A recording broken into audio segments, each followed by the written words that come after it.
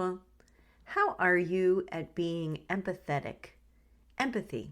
It's the art of not judging someone who is in a cranky mood. According to Maya Angelou, she thinks we all have empathy. We just may not have enough courage to display it, meaning it takes courage to open ourselves to someone else's pain, struggles, or joy, to admit that we can relate to those feelings and to act on that understanding. And it's not just the courage factor either. Are we moving so quickly, so obliviously throughout our day that we don't notice when someone is off? They don't have their usual smile on their face, or perhaps they're constantly looking down at the ground. Well, my friend, that's the itch I want to scratch today. Being in tune and aware of those around us, not just enough to stop and say hi, but hi, how are you doing today? And I'll be the first to admit I'm not always so good about that. So let's do something to change that. Does that sound good to you? And to help push us with this work, why don't you pick up your customizable prayer journal at my Rise, Love, Live boutique on etsyshop.com. The link is below. Do you find yourself struggling with constant anxiety, stress, or burnout? Maybe you're navigating through overwhelming waves of sadness or darkness. Has someone allowed you to believe that you're unworthy? Well then, we're here to debunk those beliefs and help you to overcome them. Hello, my friend, and welcome to the Radiance from Within podcast, guiding Christian women to build their confidence and self-worth.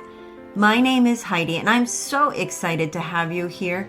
We'll work together to help you overcome negative beliefs by incorporating prayer, devotionals, and journaling into your daily routine. Additionally, we'll explore the power of words and how they can impact your mindset and well-being. Because when you unleash your inner peace, you will find the desire and strength to spread kindness and compassion. Join me each week and unlock your radiance from within. Discover your power and strength and embark on a journey of self-discovery and empowerment. Today is Maundy Thursday, making the final Thursday of Lent.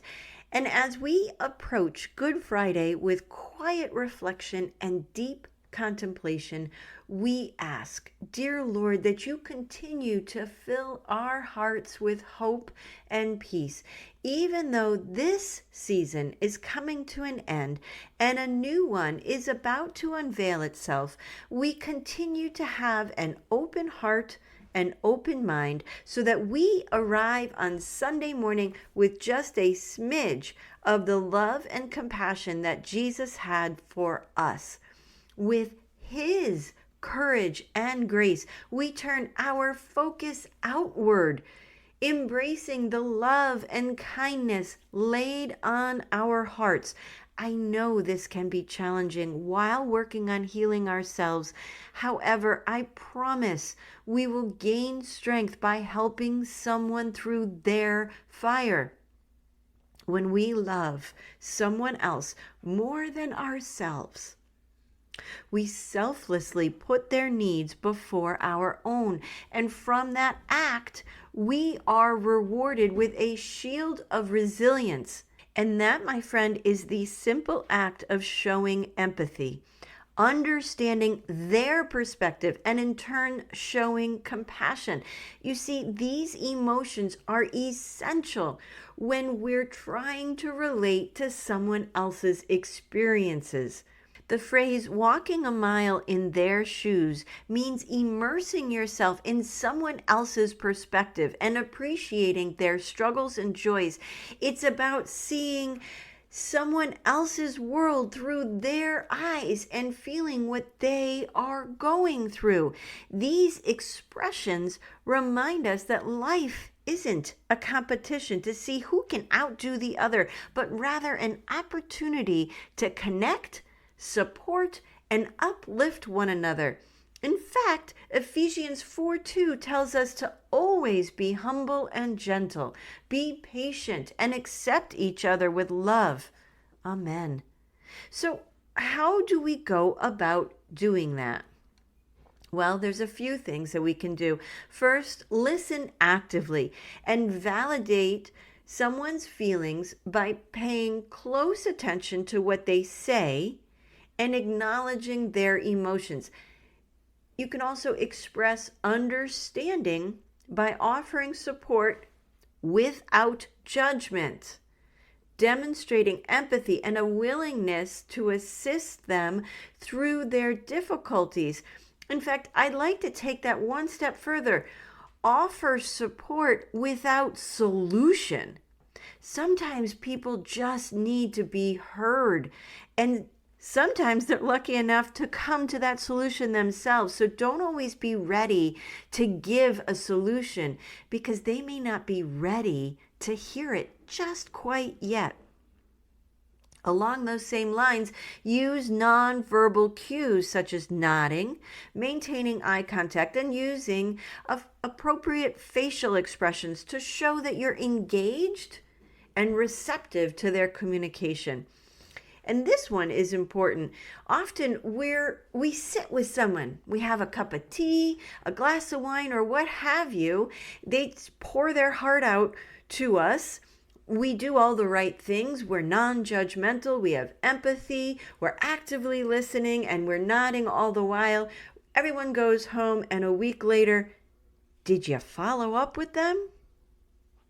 So, number 4 on our list today is to follow up with care and concern by checking in on them later, showing that you remember and care about their well-being and offering continued support, not necessarily solutions if needed. Pretty simple, yes? At the end of the day, remember this. Life isn't a competition.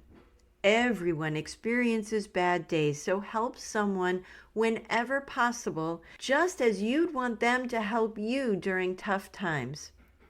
Pay it forward when you can, and you will be rewarded tenfold. Learn to read the room. Feel the feelings and emotions around you. By lifting your head just a bit, you might discover the chance to extend support to someone in need. Your presence and kindness can make a difference. I promise. And last, even when you're going through your own fire, you likely possess enough strength, love, and empathy to assist others who may actually be struggling more than you. Sometimes helping someone else across the aisle can be incredibly impactful for them and you you just might save a life. Dear Lord, please give me the strength to lift my head and recognize when someone needs help more than I do.